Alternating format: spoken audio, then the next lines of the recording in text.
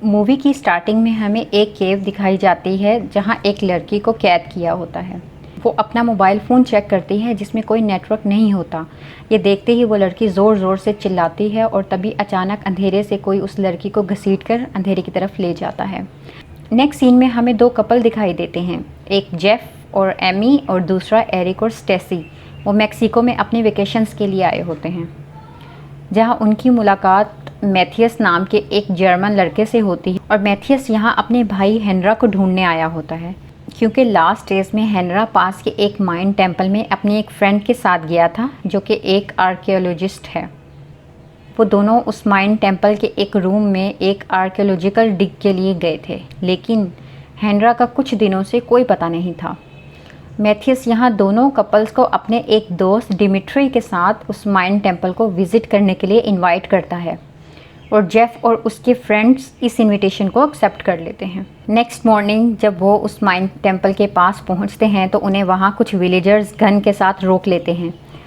Matheus उन villagers को अपने वहाँ आने का मकसद बताने की कोशिश करता है, लेकिन उन विलेजर्स को ना तो इंग्लिश आती थी ना ही जर्मन। यहाँ एमी उन विलेजर्स की पिक लेते हुए गलती से उस टेम्पल पे लगी कुछ वाइन्स को टच कर लेती है, जिससे वो विलेजर्स काफ़ी गुस्से में आ जाते हैं। डिमिट्री उन विलेजर्स की तरफ आगे बढ़ता है और उन्हें कैमरा वापस देने की कोशिश करता है, लेकिन विलेजर्स उसे शूट कर देते हैं, जिसके बाद वो मारा जाता है। इस इंसिडेंट के बाद मैथियस और जेफ अपने दोस्तों के साथ टेम्पल के ऊपर भाग जाते हैं। टेम्पल के ऊपर उन्हें कैंपिंग का सामान मिलता है, 2 टेंट भी मिलते हैं, लेकिन वहाँ किसी इंसान का वजूद तक ना था। अब ये लोग कॉल करके किसी से हेल्प भी नहीं मांग सकते क्योंकि एरिक के मोबाइल में सिग्नल्स नहीं आ रहे थे। तब उन्हें एक सेल फ़ोन की रिंग सुनाई देती है जो टेम्पल के अंदर से आ रही थी। मैथियस कहता है कि ये फ़ोन हेनरा का है क्योंकि ये रिंगटोन हेनरा के ही सेल फ़ोन की थी। रोप की मदद से वो लोग फ़ोन को ढूंढने के लिए रूम के अंदर जाते हैं। सब लोग मैथियस की हेल्प करते हैं, लेकिन बीच में ही रोप टूट जाती है, जिसकी वजह से मैथियस नीचे गिर जाता है और गिरने की वजह से मैथियस हिल भी नहीं पाता। जेफ और आर्मी टेम्पल से नीचे उतर के विलेजर्स को समझाने की कोशिश करते हैं, लेकिन विलेजर्स उनकी लैंग्वेज को समझ नहीं पाते। इसी गुस्से में एमी टेम्पल के पास ग्रो कर रहे वाइन्स को उठाकर विलेजर्स के ऊपर फेंक देती है और ये वाइन एक बच्चे के ऊपर जा गिरती है। वो विलेजर्स उस बच्चे को भी शूट करके मार देते हैं। ये देखकर जेफ समझ जाता है कि विलेजर्स टेम्पल के पास उस वाइन से डरते हैं और इसीलिए वो लोग इन्हें यहाँ से बाहर जाने नहीं दे रहे, क्योंकि वो नहीं चाहते होंगे कि बाहर किसी और को भी इसके बारे में पता हो। जेफ अब टेम्पल के ऊपर जाता है और एमी और स्टेसी रोप की हेल्प से टेम्पल के अंदर जाने का डिसाइड करते हैं ताकि मैथियस की मदद कर सकें। लेकिन जब स्टेसी पहले जाती है तो रोप छोटी पड़ जाती है, जिसकी वजह से उसे कूदना पड़ता है और उसके घुटने में चोट लग जाती है। एमी भी फिर स्ट्रेचर की हेल्प से किसी तरह नीचे उतरती है और फिर वो और स्टेसी मिलकर मैथियस को उस स्ट्रेचर पर लिटा देते हैं। इसके बाद एमी और स्टेसी उस फ़ोन को ढूंढने की कोशिश करते हैं जो मैथियस यहाँ ढूंढने आया था, लेकिन उन्हें वहाँ पे कुछ नहीं मिलता। नेक्स्ट मॉर्निंग स्टेसी उठ के देखती है कि उसकी घुटने वाली चोट में टेम्पल में ग्रो करने वाले वाइन्स में से एक वाइन घुस चुका है और वाइन्स ने मैथियस की दोनों लेग्स को भी खाना शुरू कर दिया है। एरिक और जेफ स्टेसी की लेग से वाइन्स निकालते हैं, लेकिन वो उन्हें पूरी तरह हटा नहीं पाते। स्टेसी और एमी को रूम्स के अंदर से फ़ोन की आवाज़ आती है और वो दोनों रूम्स के अंदर जाती हैं। वहाँ एक केव जैसी जगह में उन्हें एक आर्कियोलॉजिस्ट की बॉडी मिलती है जो कि शायद हेनरा के फ्रेंड की थी। उस आर्कियोलॉजिस्ट की बॉडी पे वो वाइन ग्रो करने लगे थे। उन्हें डेड बॉडी के पास एक फ़ोन भी मिलता है जो कि टूटा हुआ था।